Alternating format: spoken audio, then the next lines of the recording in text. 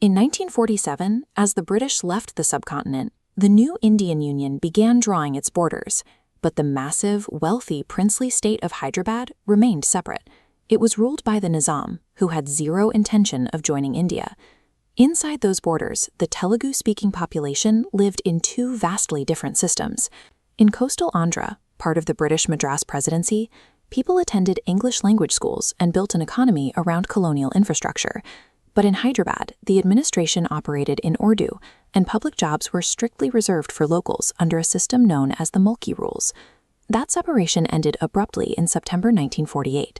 The Indian military rolled into Hyderabad during a violent campaign called Operation Polo, forcing the Nizam to surrender and formally annexing his territory. Bringing these borders together on a map was easy. But coastal Andhra and the newly annexed Telangana region had operated on completely different administrative systems for centuries. Merging them created friction from day one. By 1952, the death of activist Poti Sriramulu following a 56-day hunger strike forced the Indian government to carve out the Andhra state. Soon after, political leaders pushed for a bigger idea, Visalandhra, merging Andhra and Telangana into one massive united Telugu state. The government's own experts warned against it. In 1955, the state's Reorganization Commission published a report advising that Telangana should remain separate. The commission noted that Telangana had a less developed economy but a larger tax revenue base, and its people feared their wealth would be diverted to the coast. Intense lobbying from coastal leaders forced the merger anyway. To pacify the skeptical population, leaders from both sides signed the Gentleman's Agreement in 1956, a set of specific written promises protecting Telangana's interests. The paperwork was clear. Government jobs were reserved strictly for local residents under the Mulki rules. Surplus tax revenue generated in Telangana would be spent locally, and they mandated a fair split in cabinet positions.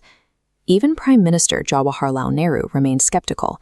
He famously compared the merger to a matrimonial alliance that should include provisions for divorce if the partners could not get along.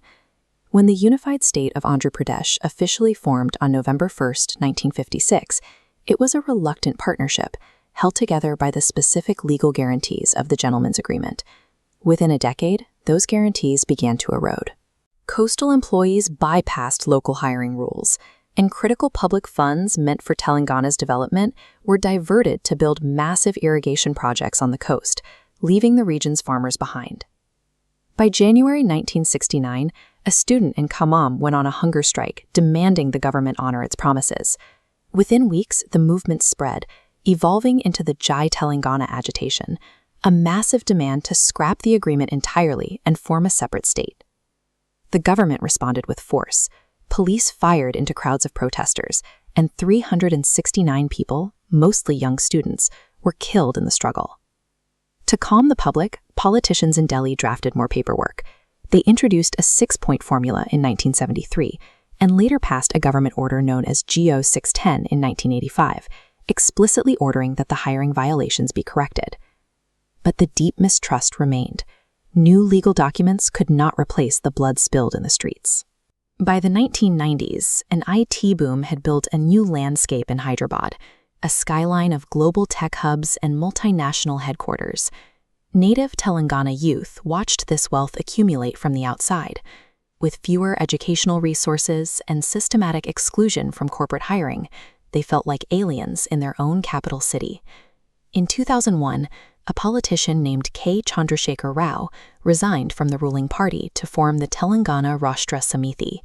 He argued that the region would never get a fair deal under the current system and made statehood his singular goal. KCR's entry organized years of scattered student anger into a single-issue political weapon, one capable of disrupting the state's legislative agenda from the inside. After years of delayed promises from the central government, KCR forced a confrontation. On November 29, 2009, he began a fast unto death to force the central government to introduce a statehood bill. As his health deteriorated, the public reaction was explosive. General strikes shut down local businesses, and mass protests paralyzed the entire state. Osmania University once again became the epicenter of the agitation.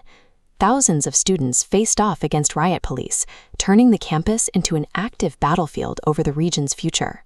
The pressure worked, briefly. On December 9th, the central government announced it was initiating the formation of Telangana. But after coastal politicians organized massive counter-protests, Delhi reversed the decision exactly 2 weeks later. This final betrayal proved to the public that peaceful negotiation within a unified state was permanently dead. What followed was an unstoppable wave of civil disobedience. During the Sakala Janula Same in 2011, millions of government employees, teachers, and transport workers went on a general strike for 42 days, completely crippling the administration. Left with a paralyzed state, the Indian Parliament passed the AP Reorganization Act in February 2014. On June 2, Telangana officially became India's newest state. After 60 years of broken contracts and economic disparity, the region proved that simply speaking the same language as your neighbors does not guarantee you a shared future.